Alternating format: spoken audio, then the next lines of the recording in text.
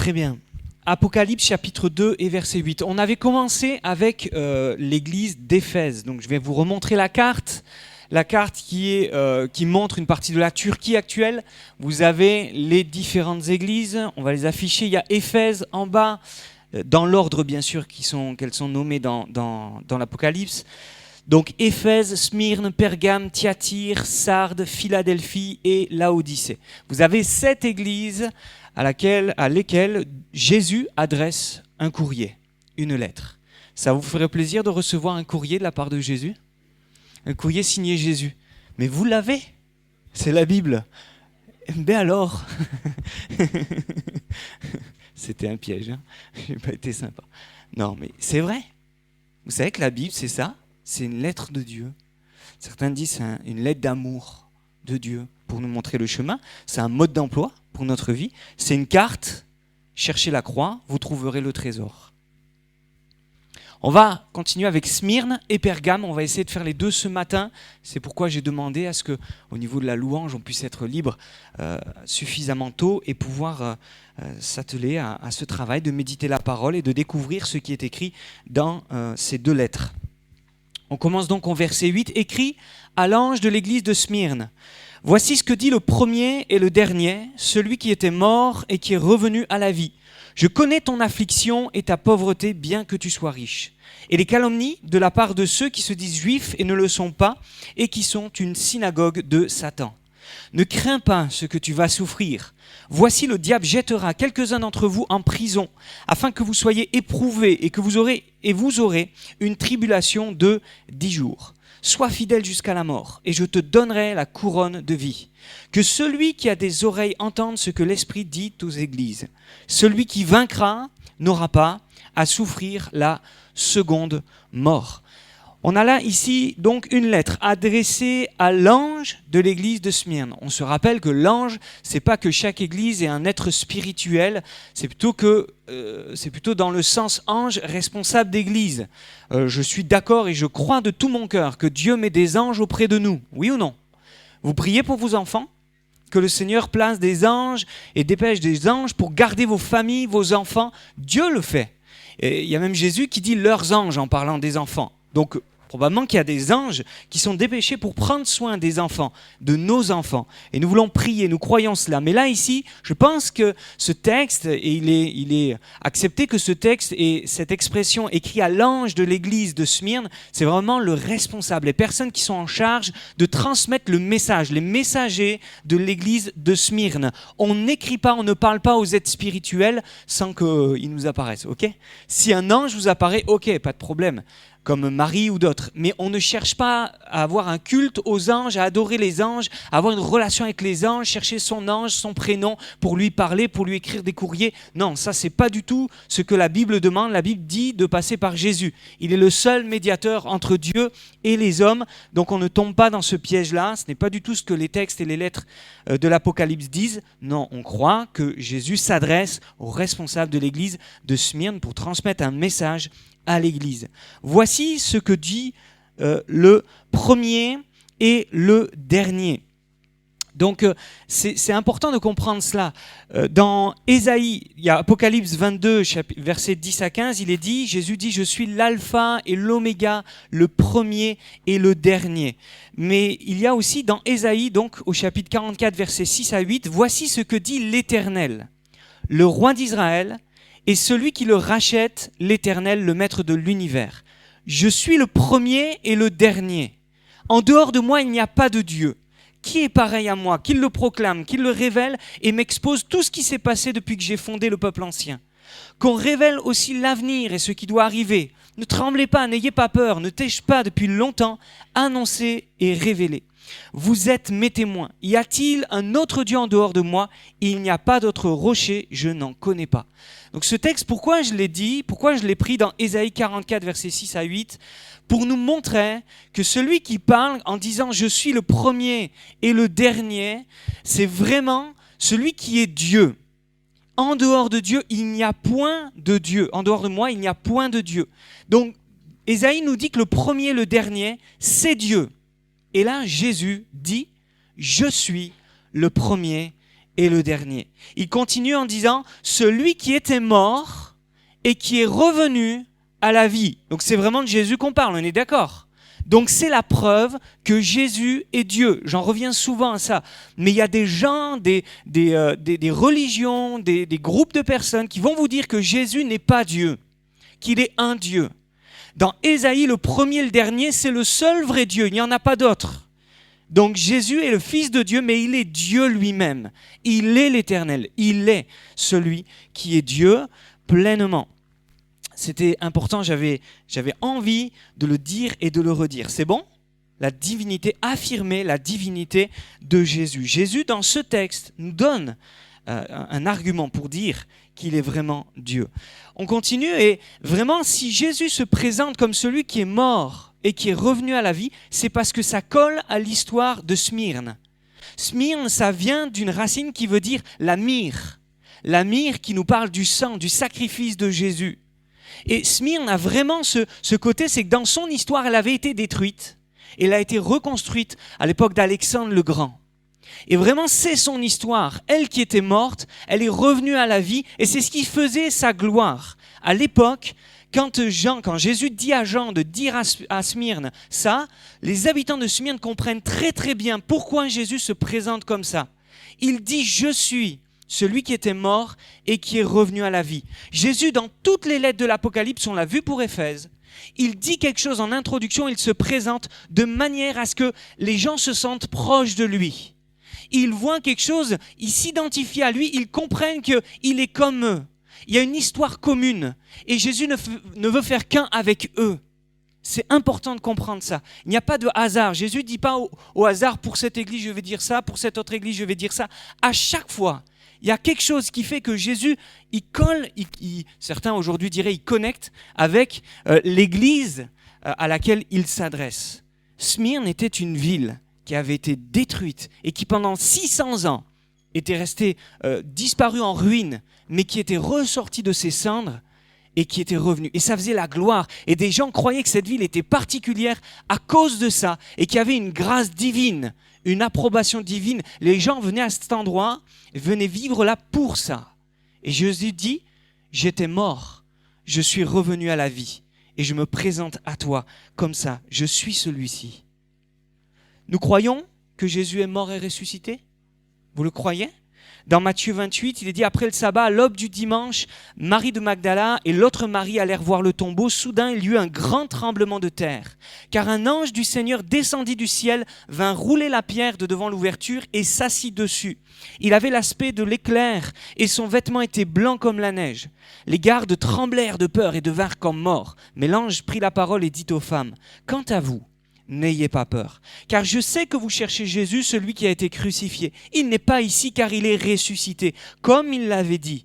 Venez voir l'endroit où le Seigneur était couché et allez vite dire à ses disciples qu'il est ressuscité. Il vous précède en Galilée et c'est là que vous le verrez. Voilà, je vous l'ai dit. » Un autre texte dans Romains chapitre 10, verset 9, il est écrit « Si tu reconnais publiquement de ta bouche que Jésus est le Seigneur, si tu crois dans ton cœur que Dieu l'a ressuscité, tu seras sauvé. » Alors on veut publier que Jésus est vivant.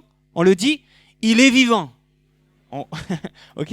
Il y avait vraiment une comédie musicale qu'on avait appris, je crois que c'était à La Valette du Var, et un groupe de l'église avait vraiment travaillé ça. Et dans cette comédie musicale qui était faite sur les plages de ces endroits-là et de cette région-là, on allait sur les plages. Et je me rappelle, moi j'étais enfant, j'accompagnais juste mes parents et puis ce groupe.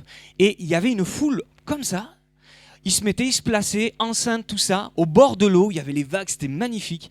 Et d'un coup, ils commençaient la comédie musicale et c'était l'histoire de Jésus qui était attrapé, qui faisait du bien, qui était attrapé, injustement accusé, condamné, crucifié, mais qui ressuscitait. Et à un moment donné, j'aimais beaucoup cette comédie, j'ai dû la voir une 20aine de fois. À un moment donné, il y a des femmes qui arrivaient dans la scène et qui disaient « Hé, les disciples Pierre, Jean, il est vivant !» Quoi, comment ça ? Non, mais c'est pas possible. Il est vivant, je te dis, il est vivant. Et ils se criaient les uns aux autres, il est vivant, comme ça. Je vous assure, il se passait quelque chose quand quand vraiment il y avait ce moment de la scène, les gens, ils étaient là, ils regardaient, et à un moment, ça partait avec un chant qui proclamait que Jésus est vivant, il est ressuscité. Et vraiment, des gens étaient touchés. Je me rappelle de gens qui pleuraient à ce moment-là, des moments de prière qu'on avait. Jésus est vivant. Il ne faut pas avoir peur de le dire, il ne faut pas avoir peur de paraître comme fou. Oui, c'est fou qu'un homme ressuscite, mais c'est la vérité. Notre Sauveur est mort pour nos péchés, mais il est revenu à la vie. Dieu l'a ressuscité des morts, il est vivant au siècle des siècles. Si tu confesses de ta bouche, si tu crois dans ton cœur qu'il est ressuscité des morts, tu seras sauvé. Tu seras sauvé. Emmanuel, il y a quelqu'un qui a dit « je veux me faire baptiser ». C'est bon, t'inquiète pas, je ne vais pas faire le focus sur toi trop longtemps, je sais qu'il est timide. Et qui m'a dit « voilà, je veux me faire baptiser ». Emmanuel, tu veux savoir comment être sauvé? Tu veux vraiment savoir? Vous voulez savoir? Si tu confesses de ta bouche le Seigneur Jésus, que tu crois dans ton cœur que Jésus est ressuscité des morts, tu seras sauvé. Il n'y a pas besoin de donner de l'argent, il n'y a pas besoin d'efforts comme ça pour mériter. Jésus est mort pour nos péchés. Tu confesses publiquement, tu dis à tout le monde, le jour du baptême c'est fait pour ça d'ailleurs, tu confesses publiquement que tu crois que Jésus est ton sauveur, qu'il est le sauveur du monde, qu'il est devenu ton sauveur, qu'il est mort à la croix pour tes péchés et qu'il est ressuscité. Si tu le crois dans ton cœur, t'es sauvé.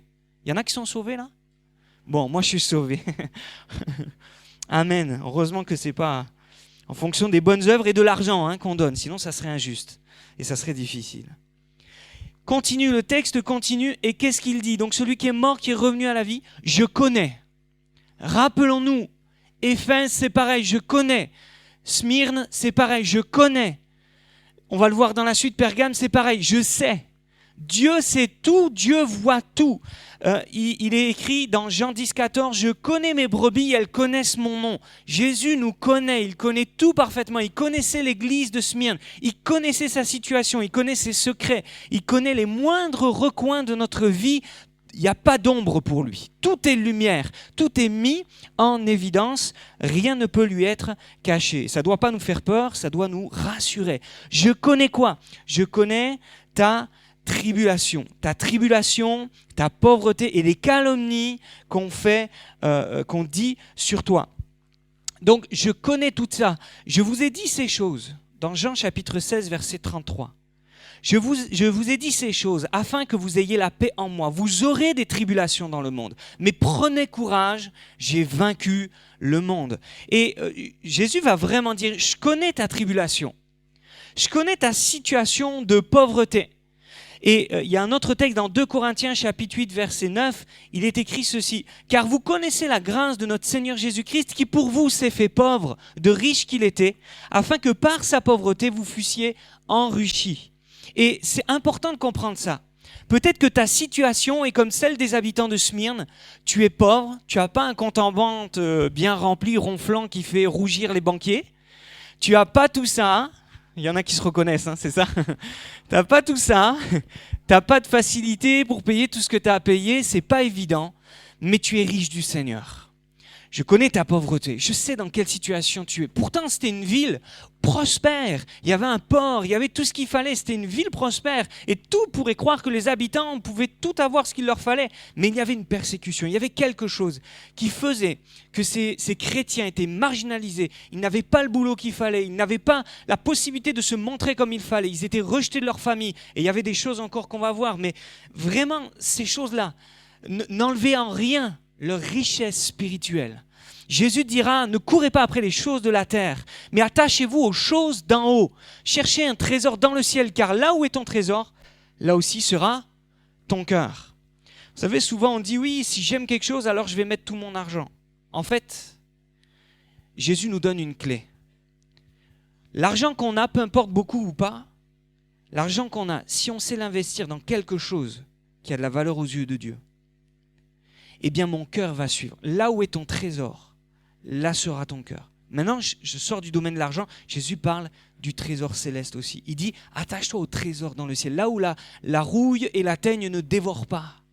Là où le voleur ne peut pas dérober. Il y a dévorer et dérober, c'est dur. Il ne peut pas dérober. Fais-toi un trésor là-haut. À chaque fois que tu honores Dieu, à chaque fois que tu renonces au péché, à chaque fois que tu prends soin de quelqu'un, à chaque fois que tu donnes un verre d'eau au pasteur quand il a soif, je lance pas un appel, vous inquiétez pas, c'est pas ça. À chaque fois que tu... Un prophète, je suis pas prophète, c'est bon. Quoique, j'aimerais être prophète quand je prêche. Annoncer les paroles de Dieu. Et c'est ce que je crois que le Seigneur arrive à faire. Et vraiment, quand tu fais quelque chose parce que Dieu te le demande et que tu le fais de tout ton cœur, ou quand tu ne fais pas quelque chose parce que Dieu te dit de ne pas le faire, tu t'amasses un trésor dans le ciel. Nathanaël, tu veux un gros trésor dans le ciel? On veut un gros trésor dans le ciel, quelque chose d'incroyable. Et le Seigneur va nous le donner si nous sommes fidèles et si nous allons de l'avant. Jésus s'est rendu pauvre de riche qu'il était. Dans le ciel, il y avait des myriades d'anges qui le servaient. Il a accepté de se dépouiller de sa gloire pour prendre la condition humaine, ma condition, la tienne, la nôtre, pour pouvoir s'humilier, se rendre comme un simple homme, prendre notre condition et mourir pour nous. Il s'est dépouillé. Il est allé dans une maison où quand on l'a présenté à Dieu, on a offert des tourtereaux ou des tourterelles, des pigeons, des tourterelles. C'était l'offrande du pauvre, le sacrifice du pauvre. Dans le Lévitique, c'est les pauvres qui donnaient ça. Les autres donnaient des menus ou des gros bétails. Là, c'est le sacrifice du pauvre, l'offrande du pauvre. Et Jésus a été présenté dans une famille pauvre. Il n'est pas venu dans un palais royal avec des serviteurs et des servantes. Jésus s'est fait pauvre pour nous enrichir. Merci Seigneur. Tu es calomnié de la part de ceux qui se disent juifs, mais qui ne le sont pas, qui est une synagogue de Satan. Et c'est quelque chose de particulier. Est-ce que c'est possible qu'une synagogue, que des gens qui se croient juifs passent à côté et deviennent en fait des serviteurs de Satan sans s'en rendre compte? Parce que je suis sûr que cette synagogue et ces juifs qui s'en prenaient à l'église et qui faisaient tout pour encourager les Romains et aller avec les Romains pour persécuter cette église, eh bien, je ne pense pas qu'ils étaient conscients de ce qu'ils faisaient, comme Paul d'ailleurs. Saul, il n'était pas conscient. Et pourtant, celle-ci, elle est allée tellement loin dans son endurcissement que c'est devenu une synagogue de Satan. Elle s'allie avec le diable pour faire la volonté du diable. Et il y a un texte qui quand même nous montre que c'est possible. Romains 2, 28, le juif, ce n'est pas celui qui en a les dehors. Et la circoncision, ce n'est pas celle qui est visible dans la chair. Mais le juif, c'est celui qui l'est intérieurement. Et la circoncision, c'est celle du cœur, selon l'esprit, et non selon la lettre. La louange de ce juif ne vient pas des hommes, mais elle vient de Dieu. Il y a les vrais juifs et les faux juifs. Peut-on, et je crois qu'on peut le dire, il y a les vrais chrétiens, les vrais enfants de Dieu, les vraies églises et les fausses églises, les faux chrétiens. Celui qui, dans son cœur, est circoncis, ça veut dire quoi? La chair, elle a été coupée. Il y a une marque de quelque chose qui est retranché, qui n'a pas de place dans le cœur et dans la vie du croyant. Une mentalité qui n'a pas de place. Matthieu chapitre 5, verset 11, je me le suis noté. Oui. Heureux serez-vous lorsqu'on vous insultera, qu'on vous persécutera, qu'on dira faussement de vous toutes sortes de mal à cause de moi. Réjouissez-vous et soyez dans l'allégresse parce que votre récompense sera grande au ciel. En effet, c'est ainsi qu'on a persécuté les prophètes qui vous ont précédés. On raconte que là-bas, dans cette église, il y avait un homme qui s'appelait Polycarpe. Polycarpe, qui a été brûlé vif à cause de sa foi dans le Seigneur. Et vraiment, c'est quelque chose que Smyrne a connu, la persécution, ces choses-là. Et Jésus va continuer en disant, ne crains pas ce que tu vas souffrir. Ne crains pas ce que tu vas souffrir. Ah bon? Je croyais que dans l'évangile, si je me convertissais à Christ, tout serait beau. Pétales de rose sur un chemin molletonné, moquetté, comme aux Oscars de Cannes. C'est pas ça la vie chrétienne? Ceux qui sont chrétiens savent que c'est pas ça. Je crois que Dieu ne nous ment pas. Il ne dit pas, le jour où tu te convertis, tout va être rose, tout va aller bien, plus de soucis, plus de galères, plus de maladies, plus rien. Il ne dit pas ça, ça c'est le ciel. Okay? Mais tant qu'on est sur la terre, on reste dans la présence d'un monde corrompu, d'un monde en guerre entre Dieu, une guerre entre Dieu et Satan. Une guerre entre le royaume de la lumière et le royaume des ténèbres. Attention aux discours mielleux. Il y a un vent de doctrine où on vous dit que quand tu es enfant de Dieu, si tu es chrétien, Tu ne pourras jamais tomber malade ou rester malade. Tu ne pourras jamais avoir une canne. Si tu as une canne, c'est que tu n'es pas un bon chrétien. Si tu as des lunettes, c'est pas normal. Si tu as un dentier, encore moins. Vous voyez, tout ça. Mais depuis quand c'est écrit ça ? Ça, c'est un discours qui peut devenir mielleux. Vous comprenez ce que je veux dire ? Chrétien chamallow ? Vous comprenez un peu l'image ? Ok, c'est vraiment pas du tout l'évangile. Et Jésus dit, ne crains pas ce que tu vas souffrir. Ah bon ? Je vais souffrir ? Non, mais je vais prier, comme ça tu vas m'éviter l'épreuve et la souffrance. Non, tu vas souffrir. Je le sais et je laisse ça arriver. Comment tu fais, Seigneur, pour laisser l'épreuve arriver ? Pourquoi tu permets l'épreuve dans ma vie ? Je pense que, on le voit, Smyrne, c'est une des 2 églises à laquelle il n'y a aucun reproche qui est fait. Et quand il y a la persécution, bizarrement, ça fait le tri. Dans ma vie, dans mon cœur. Quand il y a une persécution, je ne fais pas semblant d'être chrétien. Parce que je sais que si je vais à l'église, je risque de mourir. Que si jamais je déclare que je suis chrétien, je risque de perdre mon travail. Je risque de perdre mon conjoint, de perdre ma famille, de perdre mon confort. Donc la persécution, c'est permis peut-être aussi par Dieu pour qu'on puisse aussi à un moment se ressaisir. Alors, je n'ai pas dit le tri dans le sens que les faux croyants partent et tout. J'espère que ce n'est pas ça. Si c'est le cas, c'est malheureux, ce n'est pas normal, ce n'est pas bien.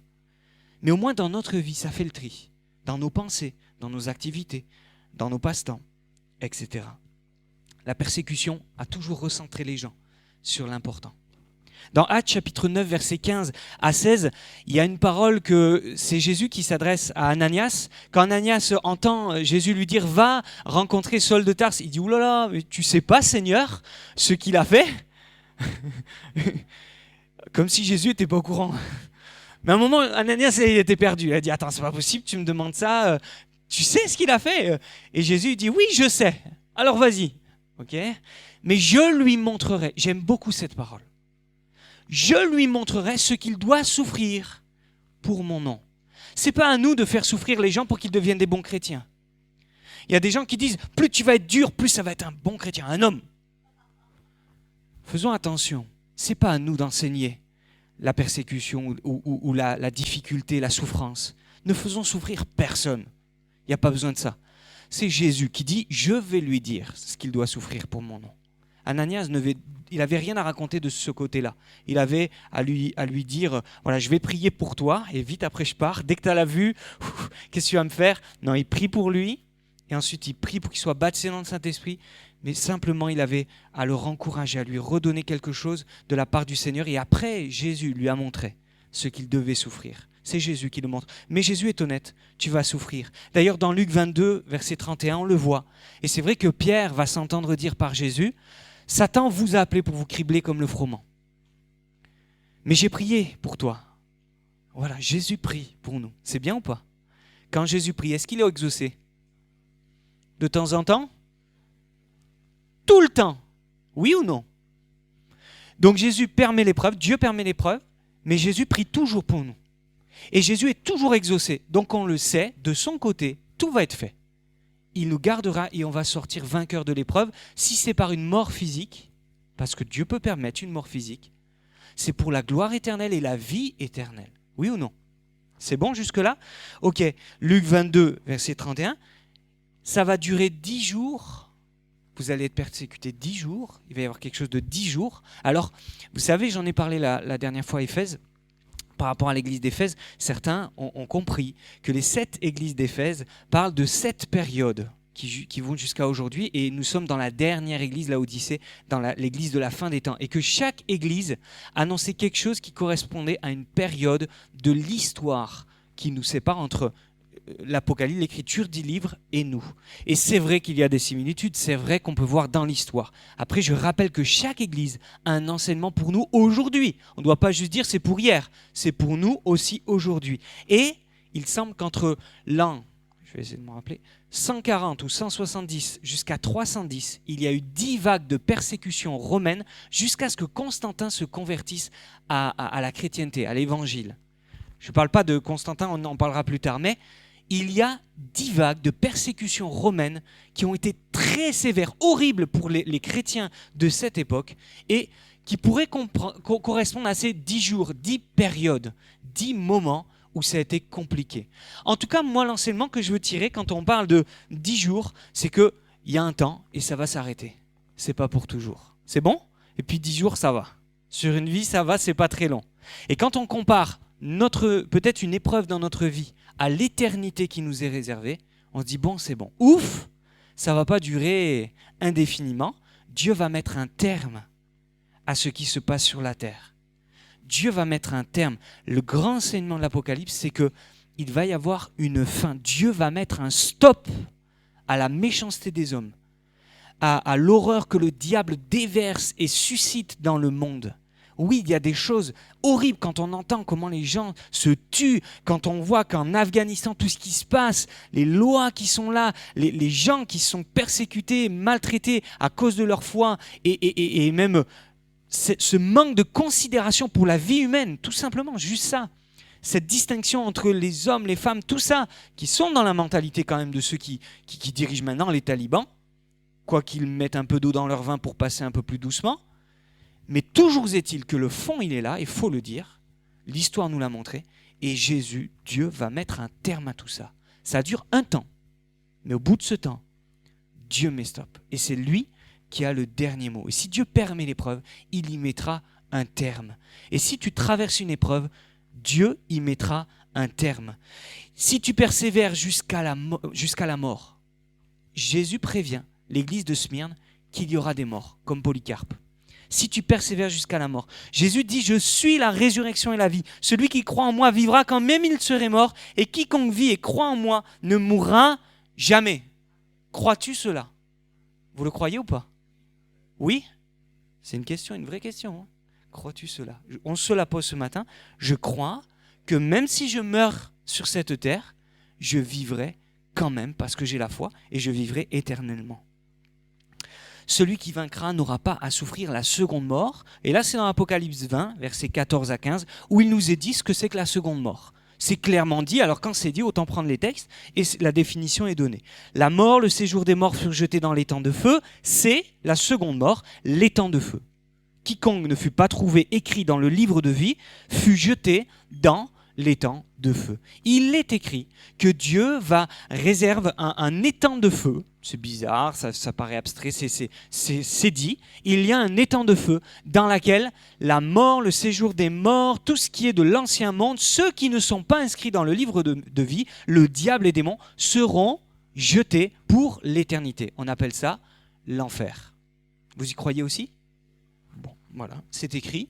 Donc ça, c'est la seconde mort. Et la bonne nouvelle, c'est celui qui vaincra n'aura pas à souffrir la seconde mort. C'est une bonne nouvelle ? Bon, moi aussi je trouve. Entends-tu, puisqu'il est écrit que celui qui a des oreilles entende ce que l'Esprit dit aux églises. Qu'est-ce qu'il nous dit ce texte ? C'est quoi le sens et l'enseignement de cette lettre écrite à cette église ? Si tu es persécuté, éprouvé comme ça, à cause de ta foi, ne perds pas courage. Continue. Et si tu vins, si tu crois, si tu persévères, tu ne souffriras pas la seconde mort. C'est bien ? Ok, on continue ? On avance, on a un peu de temps encore. Donc on a vu les 7 églises, et là maintenant on va à Pergame. Vous êtes prêts à y aller ? On saute ? Ok, ça marche. Là, on va lire la suite. Donc on est dans Apocalypse chapitre 2, et cette fois-ci, on va lire à partir de verset 12. Écrit à l'ange de l'église de Pergame. Voici ce que dit celui qui a l'épée aiguë à 2 tranchants. Je sais où tu demeures, je sais que là est le trône de Satan. Tu retiens mon nom et tu n'as pas renié ma foi, même au jour d'Antipas, mon témoin fidèle qui a été mis à mort chez vous, là où Satan a sa demeure. Mais j'ai quelque chose contre toi. C'est que tu as là des gens attachés à la doctrine de Balaam qui enseignaient à Balak à mettre une pierre d'achoppement devant les fils d'Israël pour qu'ils mangent des viandes sacrifiées aux idoles et qu'ils se livrent à la débauche. De même toi aussi, tu as des gens attachés pareillement à la doctrine des Nicolaïtes. Repens-toi donc, sinon je viendrai à toi bientôt et je les combattrai avec l'épée de ma bouche. Que celui qui a des oreilles entende ce que l'Esprit dit aux églises. À celui qui vaincra, je donnerai de la manne cachée et je lui donnerai un caillou blanc. Et sur ce caillou est écrit un nom nouveau que personne ne connaît, si ce n'est celui qui le reçoit. Et là, je suis sûr, vous voulez direct que j'aille au caillou, mais non, je n'irai pas direct au caillou. L'épée aiguë a 2 tranchants. Juste avant, dans l'Apocalypse chapitre 1, on voit que Jean a la révélation de Jésus et qu'il a dans sa bouche une épée qui sort, une langue comme une épée à double tranchant. Qu'est-ce que c'est ? Bien pareil, dans la Bible, on a l'explication de ce que c'est. Dans Hébreux chapitre 4 et au verset 12, il est dit « Car la parole de Dieu est vivante et efficace, plus tranchante qu'une épée quelconque à 2 tranchants, pénétrante jusqu'à partager âme et esprit, jointure et moelle. Elle juge les sentiments et les pensées du cœur. » Donc vraiment là, cette révélation de Jésus qui a une langue, une bouche, quelque chose qui sort de sa bouche comme une épée à double tranchant, c'est vraiment la parole de Dieu qui est comme une épée à double tranchant. La parole de Dieu, le texte, le parchemin, la parole faite chair. Jésus qui est là. Pergame, ça veut dire parchemin. Pourquoi ? Parce que Pergame avait la 2e bibliothèque la plus grande de toute l'histoire de ce royaume romain, tout ça, de toute cette histoire-là, de cet endroit-là, de l'Asie. Et à tel point que ça a été un cadeau de mariage, cette bibliothèque-là, la bibliothèque de Pergame, a été un cadeau de mariage de je ne sais plus qui à Cléopâtre. C'est qui a épousé Cléopâtre ? Personne ne s'en rappelle ? César, hein ? Il me semble qu'il y a un César. Mais ça, c'est dans Astérix et Obélix. Je ne sais pas si c'est vraiment ça, mais je crois. Mais je crois, ça doit être ça. Mais c'est pour ça, mais c'est vrai.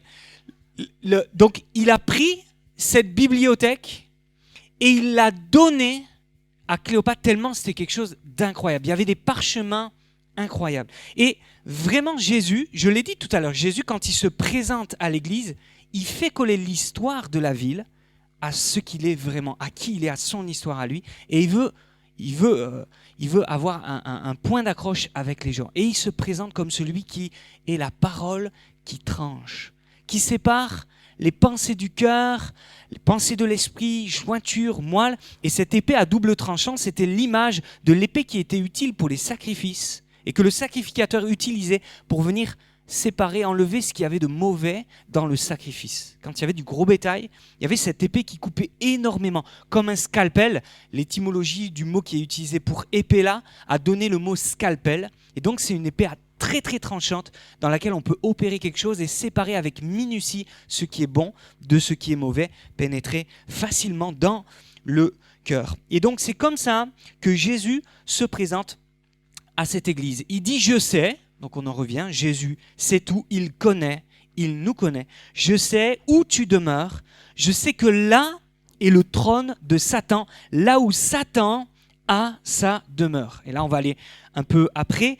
Cet endroit était baigné d'idolâtrie, de magie, il y avait un orgueil pas possible, il y avait des bûchers sur lesquels on faisait des sacrifices à des faux dieux, même des sacrifices humains, quelque chose d'incroyable. Il y avait un orgueil pas possible aussi parce que Pergame était l'endroit où toutes les décisions romaines étaient prises pour tout ce qui concernait l'Est de l'Empire romain. Tout ce qui concernait cet endroit-là, ce grand territoire, et c'était ici que les grandes décisions étaient prises. Et cette ville avait, on raconte dans l'histoire, alors après que l'Apocalypse ait été écrit, dans la suite jusqu'au 4e, 5e siècle, il y avait plus de 200 temples dans une ville, à des dieux, toutes sortes de dieux, tous différents les uns que les autres. Et j'ai mis ici une carte qui a été refaite à partir des ressources archéologiques, des ressources d'histoire qu'on a retrouvées. Et on peut refaire la ville à peu près comme ça, avec aussi ce qu'on a retrouvé dans le sol. Il y avait une grande bibliothèque dont j'ai parlé. Il y a le temple d'Athènes devant la bibliothèque avec la statue. Il y a le palais royal derrière. Il y a le temple de Dionysos. Dionysos, c'est le dieu du vin et de sa joie et de sa luxure, et de la débauche et de la folie, tout ça. C'est vraiment le dieu, on s'amuse, quoi. Donc il y avait le dieu Dionysos, il y avait le théâtre, il y avait l'autel de Zeus. Alors l'autel de Zeus est très très important. L'autel de Zeus, je vais en parler un petit peu, j'essaie de ne pas me mélanger dans mes notes, c'est bon. L'autel de Zeus. Cet autel, c'était vraiment quelque chose de particulier. Vous savez, dans la Bible, on voit il a érigé un autel avec quelques pierres et puis il a fait ça, il a fait un sacrifice. Pour nous, un autel, c'est tout petit. L'autel de Zeus, c'est vraiment quelque chose, un bâtiment incroyablement grand. Et il était là au milieu et c'était l'endroit où il y avait le plus de vénération. Et au milieu de l'autel, il y avait un endroit où on brûlait les sacrifices. Il y avait un brasier qui était mis. Et sur ce brasier, il y avait une statue en forme de taureau. Parce que Zeus, il a une forme de taureau. Il est représenté par un taureau. Et il y avait un taureau qui était là. Et ce taureau était creux. Cette statue d'airain était creuse. Et dedans, on mettait les gens. Bon, il y a des enfants. On mettait la tête vers la tête du taureau. On fermait, on attachait, on bâillonnait la personne. Et après, on l'offrait en sacrifice, en holocauste. Comme ça, vous comprenez ce que ça veut dire. Vous avez compris ? Et quand la personne commençait à avoir très chaud, elle se mettait à crier, à gémir. Et les gens étaient devant. Déjà, la statue en métal, en airain, rentrait en fusion. Et les gens étaient là, oh, ils rentraient en transe. Il y avait toutes sortes de drogues, de sédatifs et tout qui étaient mélangés au culte pour avoir des visions, tout ça. Les gens étaient là. Et quand la personne à l'intérieur gémissait, il disait, regardez, le taureau se met à crier, il est vivant. Quelque chose d'horrible. Vous pensez que Dieu était content ? Dieu n'était pas content. Et dans cet endroit, il y a un homme qui a été mis et qui est mort comme ça. Il s'appelle Antipas. Et c'est ce Antipas dont Jésus parle. Il dit, tu vois, je sais où tu demeures. Je sais que là est le trône de Satan. Et je pense que l'autel de Zeus était peut-être ce que Jésus voulait dire. Tu vois, c'est là vraiment où Satan se régale. Où il fait sa demeure, il se sent chez lui là. Là, il dit, c'est le summum de ce que je veux faire pour les hommes. Là, c'est vraiment le top. Là, je suis à mon comble. Les gens me servent vraiment au mieux. Sacrifice humain, l'horreur, la souffrance, la drogue, tout ça. Là, c'est parfait. Là, il y a le trône de Satan. Cet autel-là. Pourquoi j'insiste sur cet autel ? Vous le verrez peut-être à la fin si j'ai le temps. Mais je pense que je prendrai le temps. Tu retiens mon nom, malgré ça. Tu retiens mon nom. Tu n'as pas renié ma foi, même au jour d'Antipas. Et si vous lisez les écrits des historiens assez proches de ce moment, ils racontent comment Antipas a résisté et a dit « je ne renierai pas Christ ». Parce qu'on raconte comment Antipas, quand il était là, c'était le responsable, on dit que c'est le deuxième évêque de l'église de Pergame, que c'est Jean qui l'a placé comme évêque. Et en tant qu'évêque, il était responsable, pasteur de l'église, il s'occupait de l'église et il chassait des démons, parce que la ville était remplie de gens possédés. Et c'est dans les écrits, on a retrouvé des gens qui racontent ça. Les prêtres de tous ces temples-là, de tous ces faux dieux, ont eu des visions dans la nuit de démons et d'esprits qui leur disaient « Il faut faire arrêter Antipas parce qu'il n'arrête pas de nous chasser. » Allez voir les Romains. Ils sont allés voir les Romains, le gouverneur romain, et ils lui ont dit « Il y a un homme qui nous empêche de faire notre culte, il fait une sédition. Il se soulève et il ne reconnaît pas l'empereur comme Dieu. » Parce que à Pergame, il y avait 3 autels qui étaient consacrés à l'adoration de l'empereur. Domitien. Vous chercherez. Domitien, il était vivant à l'époque de Jean, et c'est lui qui a fait tuer Antipas. Enfin, c'est ses gouverneurs. Et il y avait 3 temples dans Pergame où on allait adorer l'empereur. C'est Domitien qui a remis l'adoration des empereurs comme étant Dieu. Ils sont descendants de Dieu, ils sont des dieux, rois des seigneurs des seigneurs. Et Antipas, on lui a dit, tu vas renier ton Seigneur. Le gouverneur l'a fait arrêter. On dit ça de toi, tu troubles les gens, eh bien on va t'arrêter, on va te tuer si tu ne vas pas devant le temple impérial, impérial, je crois que c'est comme ça qu'on l'appelle. Et si tu n'adores pas, si tu ne confesses pas que César ou que Domitien est roi des rois, seigneur des seigneurs. Antipas a dit, non, je ne le ferai pas. Il a été pris. Il a été offert un sacrifice et on raconte qu'on n'a pas entendu de gémissement, mais qu'on l'a entendu prier pour l'Église jusqu'au moment où il s'est éteint. Je vous raconte le témoignage. J'y étais pas, je ne peux pas vous dire si c'est 100% vrai, mais c'est des personnes qui étaient très proches de cette époque qui ont rapporté ce témoignage et la Bible parle d'Antipas. Malgré tout ça, tu retiens mon nom, tu n'as pas renié ma foi, même un jour d'Antipas, mon témoin fidèle, qui a été mis à mort chez vous. Je vous montre ici l'autel, le vrai autel, d'accord, de Zeus, le vrai autel, c'est le vrai, qui a été démonté à Pergame et qui a été ramené dans un autre pays où on peut le visiter encore aujourd'hui. C'est bon ? Je continuerai peut-être plus tard. Mais, oui, tu n'iras pas le visiter ? Ok. Mais j'ai quelque chose contre toi. C'est que tu as des gens attachés à la doctrine de Balaam. Balaam, c'était cet homme qui avait donné l'astuce pour que le peuple juif se mette en interdit devant Dieu et ne soit plus sous la protection de Dieu. Et il l'avait encouragé à mélanger ce qui était sacré, consacré à Dieu, avec des pratiques occultes, des choses consacrées à Satan, des divinités. Il les avait encouragés à tomber dans des vices pervers et prendre des femmes étrangères. Donc tout ça, c'est ce qui avait mis en interdit le peuple d'Israël à l'époque de Balaam. Et il dit, il y a des gens qui font pareil dans ton église, dans l'église dont tu es le responsable. Il y a des gens qui font pareil. Et de même, toi aussi, tu as des gens attachés à la doctrine des Nicolaïtes. On en a entendu parler. Et dans Éphèse, vous savez, dans la lettre à Éphèse, on ne le voit plus, c'est parti. Hop.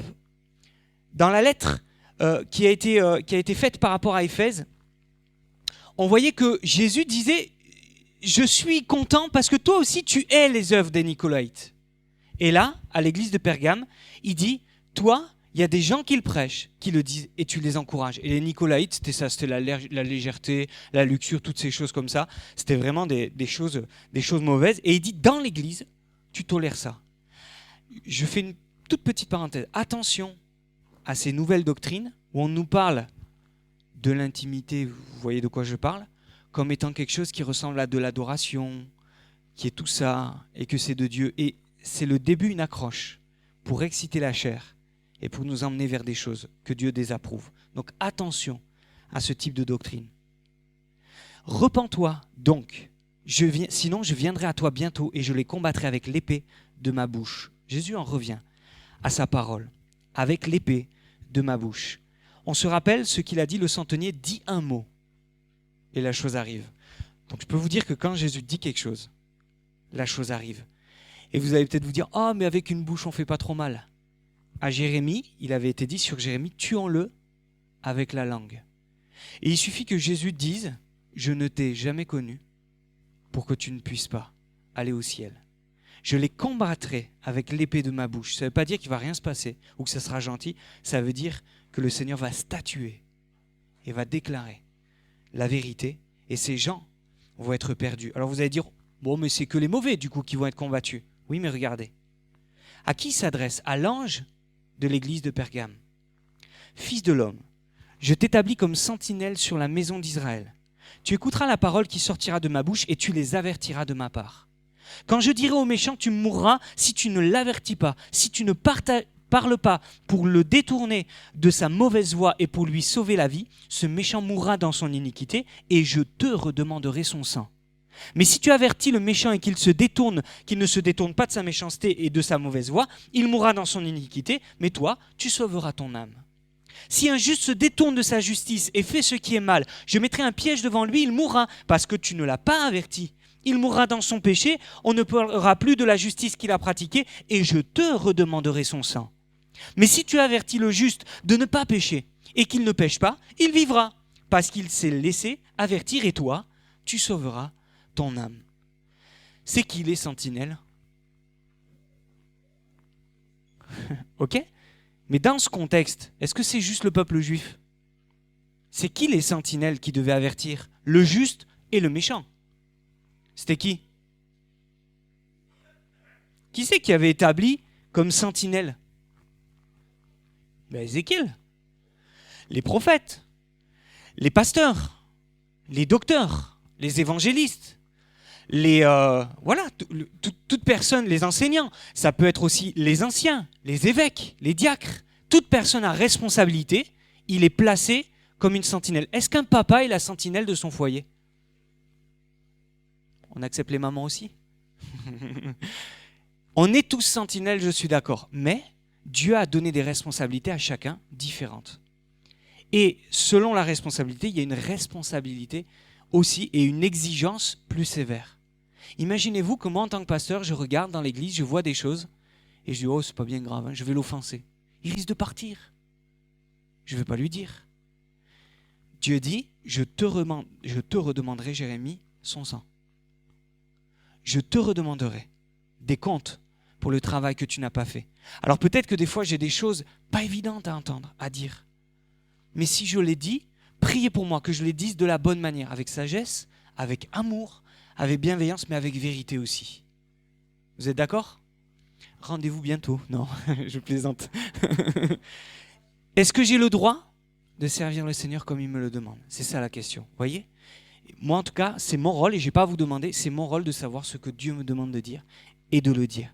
Et il écrit à l'ange et dit, tu vois, si tu n'avertis pas, si tu ne te repens pas, parce qu'il considère que le pasteur, le responsable, l'évêque est aussi responsable que les chrétiens, que l'Église et les membres, et dit, si tu ne te repens pas d'avoir laissé ces choses-là, je viendrai, je les combattrai.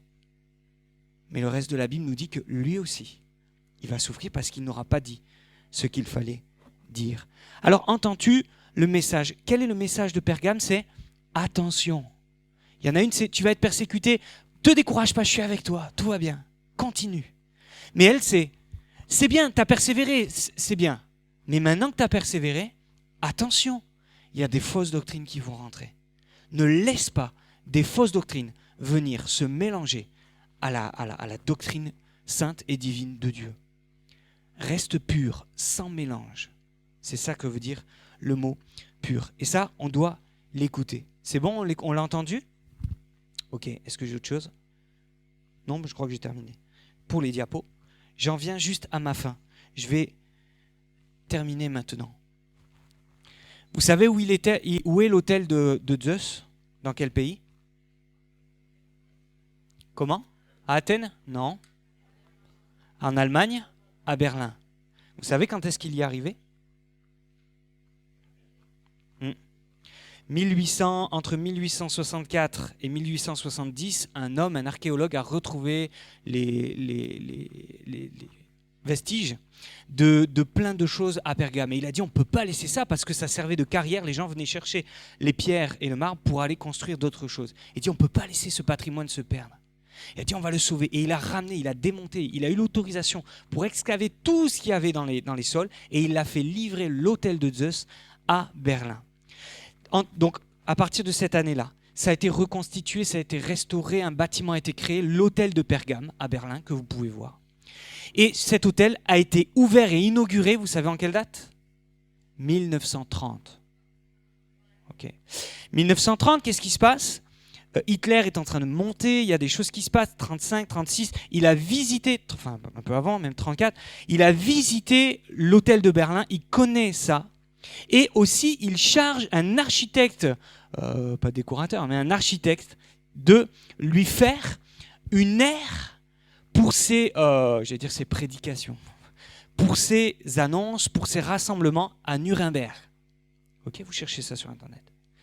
Et l'architecte lui parle, ils parlent ensemble, et est-ce que c'est Hitler ou est-ce que c'est l'architecte qui le propose? Il dit, écoutez, est-ce que ça ne serait pas bien qu'on refasse comme l'hôtel de Zeus, le même, plus grand, et à la place de l'endroit où il y avait le brasier avec le taureau, qu'on mette une estrade, merci, c'est exactement le mot, une estrade où de là vous allez parler.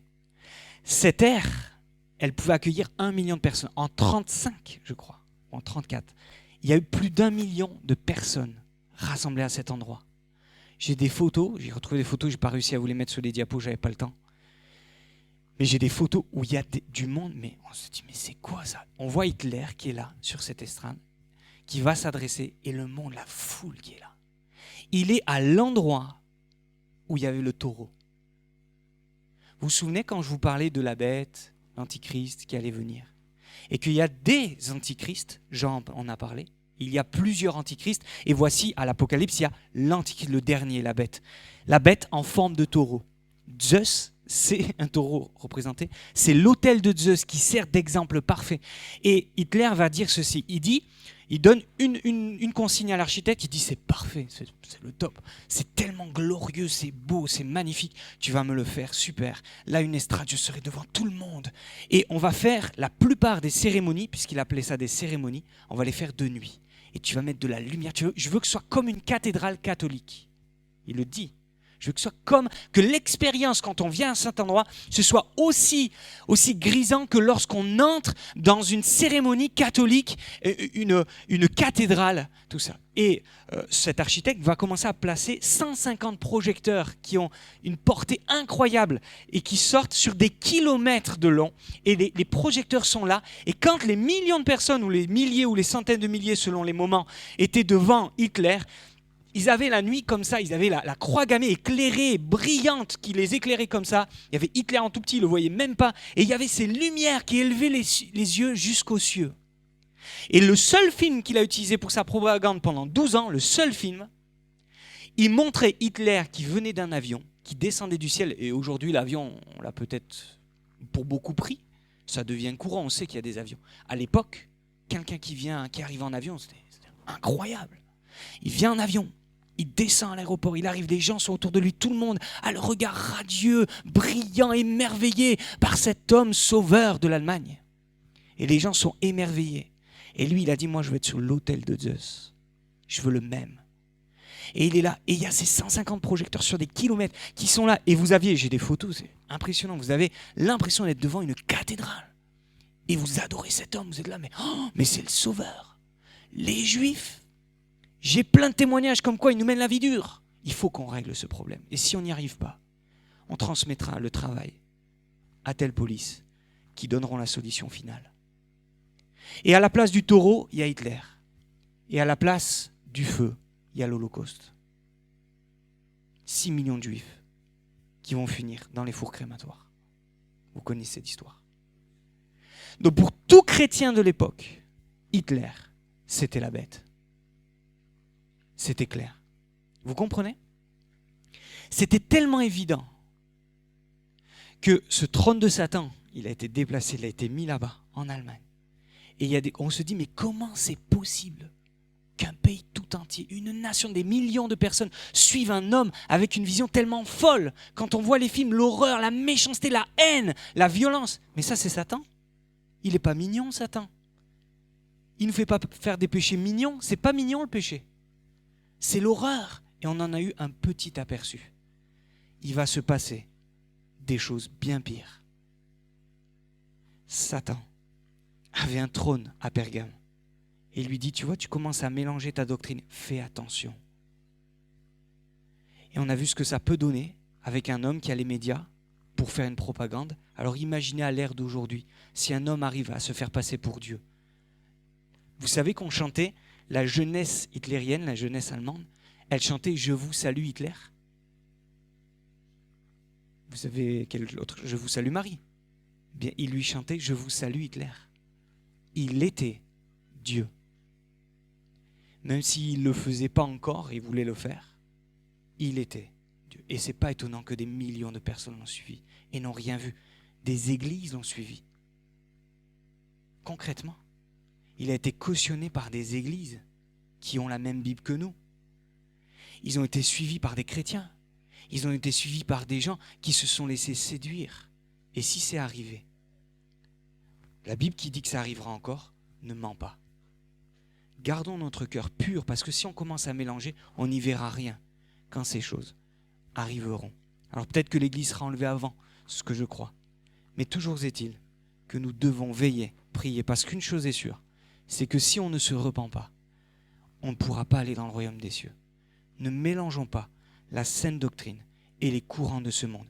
Vous en voulez de la lumière ? Les groupes de musique, ils emmènent plein partout. Pour impressionner. Enfin, on touche le ciel, c'est tellement beau. Attention, je ne suis pas contre la lumière dans les moments où on fait de la musique, etc. Pourquoi pas ?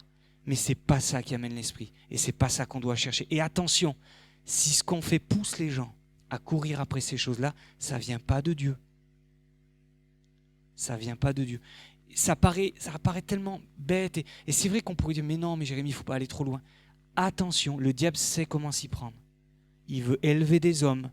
Attention à l'orgueil dans notre cœur. Nous les premiers, on peut s'élever. Seigneur, garde-nous dans l'humilité et donne-nous de marcher de l'avant.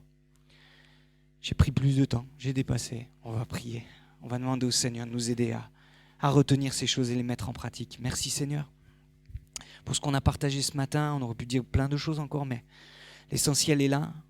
On veut faire comme l'église de Smyrne, persévérer dans la persécution, ne pas nous laisser décourager. Si quelqu'un est persécuté, si quelqu'un vit dans la pauvreté, parce qu'il ne veut pas tricher dans les impôts, dans les déclarations, dans les choses comme ça, je te prie vraiment de le bénir et pour ton nom et pour l'amour de ton nom, bénis-le et sors-le de cette situation. Et on sait que ça durera un temps, mais qu'après tu mettras un terme. C'est que pour un temps, mais ça ne sera pas jusqu'à la fin. Seigneur, comme cette église de Pergame, on veut se laisser avertir. C'est vrai, Seigneur, qu'on a peut-être résisté, on a des bonnes expériences, on a été courageux. Mais on est tenté d'accueillir des doctrines qui ne sont pas de toi. Aide-nous à rester attachés à toi, à ne pas nous laisser séduire par l'ennemi, à ce qu'il n'y ait pas le trône de Satan qui est le dessus sur nous. Et de toute manière, on sait que toi, tu vas le terrasser avec ton Église, celle qui t'appartient. Merci encore pour tout. Et peu importe les conditions dans lesquelles on est, on n'a aucune excuse pour ne pas marcher avec toi, car on a le Saint-Esprit qui nous éclaire et qui nous montre le chemin. Merci encore pour le Saint-Esprit. Répands ton esprit sur nous. Et merci pour tout, Seigneur. Que ton nom soit glorifié. Amen.